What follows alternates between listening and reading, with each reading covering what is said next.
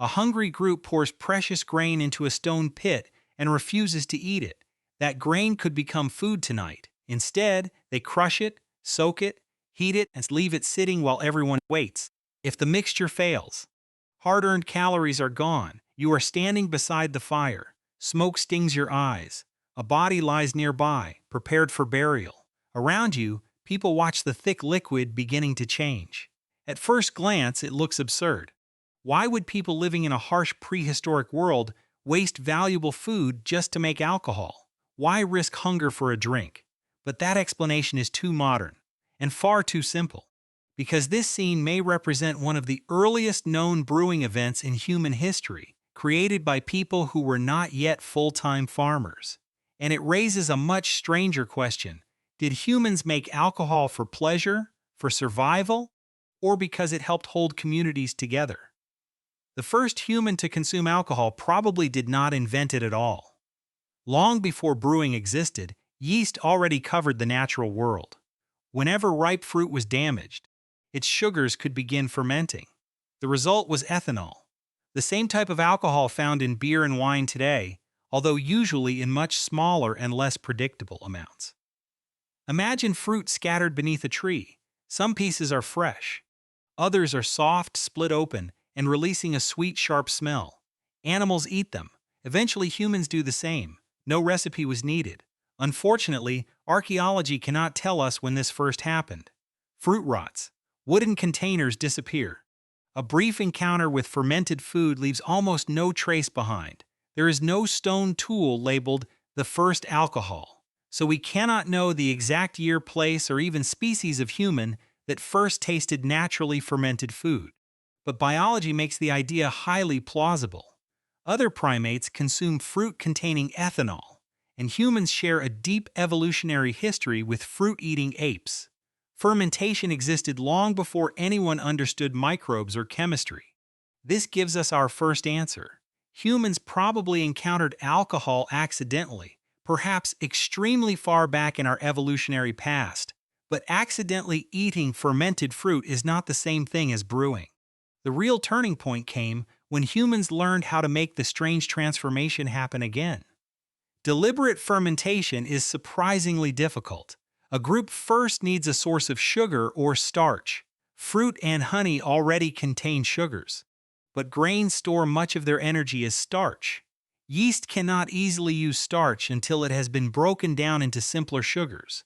That means grain may need to be sprouted, crushed, mixed with water, heated, or processed in several stages before fermentation can even begin. Every step creates a cost. Someone gathers plants instead of hunting. Someone carries water. Someone spends hours grinding grain against stone. Someone protects the mixture from animals, contamination, and impatient people. And while everyone waits, the food is trapped inside an experiment. Drink it too early and nothing happens. Leave it too long and the mixture may spoil. There were no thermometers, no sealed bottles, no written recipes, and no scientific understanding of yeast. Only observation. Bubbles appear. The smell changes. The liquid thickens. A successful batch is remembered. A failed batch is lost. Now return to that opening scene. Why spend so much effort transforming valuable food instead of simply eating it? Part of the answer is that early alcoholic drinks were probably still food. They may have been thick, cloudy, and more similar to a sour porridge than a modern glass of beer. They contained water, grain particles, carbohydrates, and living microbes. But calories alone cannot explain the effort. The location changes everything. At Raqefet Cave, in present-day Israel, archaeologists studied stone mortars associated with the Natufian burial site. The Natufians lived near the end of the last ice age. They were still hunter-gatherers. But some communities had become less mobile and were investing more heavily in particular places. Inside stone mortars dating to roughly 13,700 to 11,700 years ago, researchers found plant residues and patterns of wear. Through microscopic analysis and experimental reconstruction, Li Lu and her colleagues argued that some of these mortars had been used to process and ferment cereal-based food or drink. Their interpretation points toward beer production around 13,000 years ago. Not inside cities, not inside palaces, but beside graves. That detail changes the entire story. The drink may have been prepared for ritual feasts connected with the dead. Imagine people arriving from different camps. One group brings wild grain, another brings meat. Someone kneels beside the stone mortar. Children watch adults repeat actions they have seen before. The drink passes from hand to hand. Its power is not only chemical, it is social. A funeral forces a community to confront change. A hunter, parent, elder, or friend is gone. Responsibilities must be redistributed. Grief can create tension, alliances can shift. A shared feast gives everyone a reason to remain together, perform the same actions, and acknowledge the same loss. Even if the drink itself was weak, the labor behind it mattered. Producing it proved that people had contributed time and resources to the gathering. You did not simply attend, you invested. And that transforms alcohol into something much larger than intoxication. The evidence from Raqefet also creates a surprising reversal. Most people assume the sequence was simple. First came agriculture, then surplus grain, then beer. But the Natufian evidence suggests that some hunter-gatherers may have been producing fermented cereal drinks before agriculture became their primary way of life. This does not prove that beer caused farming. However, it raises an intriguing possibility. Grain may have become valuable for more than daily meals. If communities wanted dependable supplies for feasts, funerals, alliances, and seasonal gatherings, they suddenly had another reason to harvest, store, and eventually cultivate cereal plants. A field of grain was not simply food. It could become an event. Think about the social pressure this creates. One family hosts an impressive gathering and provides abundant food and drink. Guests remember the generosity. Later, another family is expected to respond. Reputation becomes attached to stored food. One successful feast encourages another.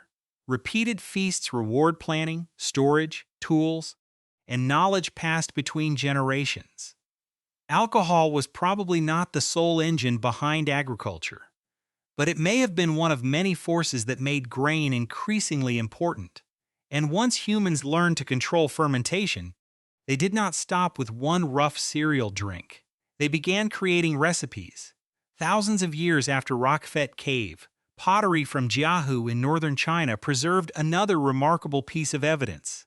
Researchers led by Patrick McGovern analyzed residues absorbed into ancient vessels. The chemical evidence suggested a fermented drink made from rice, honey, and fruit, probably hawthorn fruit, grapes, or both, during the 7th millennium BCE. This was not simply beer, it was not simply wine, and it was not simply mead. It combined ingredients that modern categories usually separate. Rice provided starch. Honey supplied concentrated sugar. Fruit added flavor, additional sugars, and naturally occurring microbes. The jar became a small ecosystem.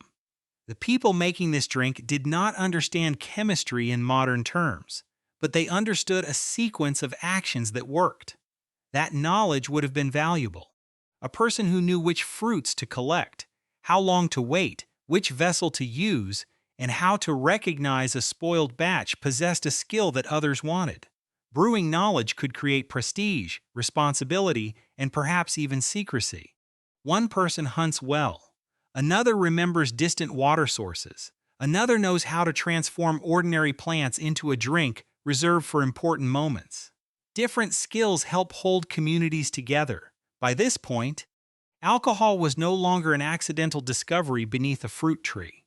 It had become a planned product involving ingredients, equipment, timing, and tradition.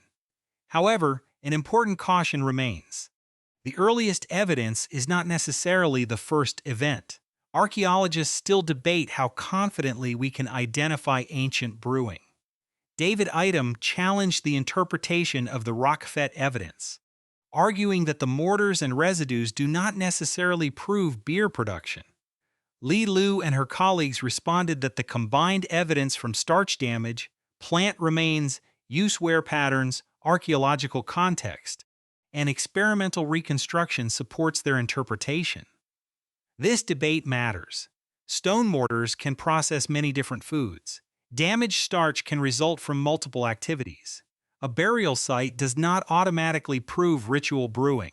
So the careful conclusion is not that Raqefet Cave definitely contains the world's first brewery.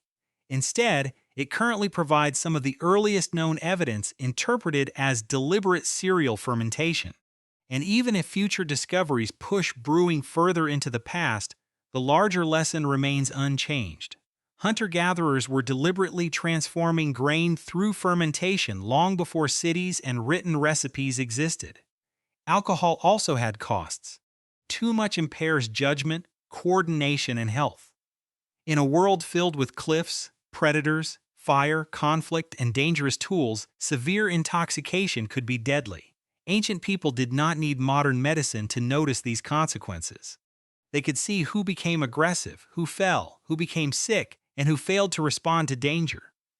Alcohol was never a simple survival adaptation. It was a tool, and like all tools, it came with benefits, risks, and social rules. So why did humans keep making it? Pleasure is certainly part of the answer. Ethanol changes mood, lowers inhibitions, and alters the atmosphere of gatherings. But brewing also created cooperation before anyone even drank. People had to gather ingredients, share equipment, protect stored food, remember timing, and distribute the final product. The process transformed individual resources into a collective experience. Then, the drink itself changed the room. People sang, mourned, negotiated, celebrated, and displayed generosity. A host could gain prestige. Guests could renew alliances. Strangers could become temporary partners. A funeral could become a public act of remembrance. Of course, alcohol did not guarantee harmony. It could intensify jealousy, aggression, and competition. A shared vessel could reveal who belonged, who received the first serving, and who remained outside the circle. Alcohol bonded groups partly by creating boundaries, and that ancient pattern still exists today. People continue to drink at weddings, funerals, victories, reunions, religious ceremonies, and awkward social gatherings where nobody knows what to say. The liquid marks a transition. Ordinary time ends. The event begins. So when did ancient humans start drinking alcohol? The literal first taste is unknowable. Humans probably encountered naturally fermented fruit long before archaeology can detect it. The earliest known evidence interpreted as deliberate serial brewing comes from Raqefet Cave around 13,000 years ago among Natufian hunter-gatherers. By the 7th millennium BCE, people at Jiahu were already producing complex fermented mixtures of rice, honey, and fruit. But the date itself is only half the answer. Ancient humans did not simply discover a shortcut to intoxication. They discovered a way to transform food, time, and shared labor into meaningful social events.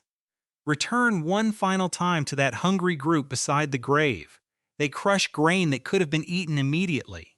They wait while the mixture changes. Then they pass it among people mourning someone they knew. From the outside, it looks like wasted food. From inside the group, it may have represented something far more important. A promise. We gathered. We contributed. And we will remember together. Thousands of years later, a glass still means more when it is raised with others.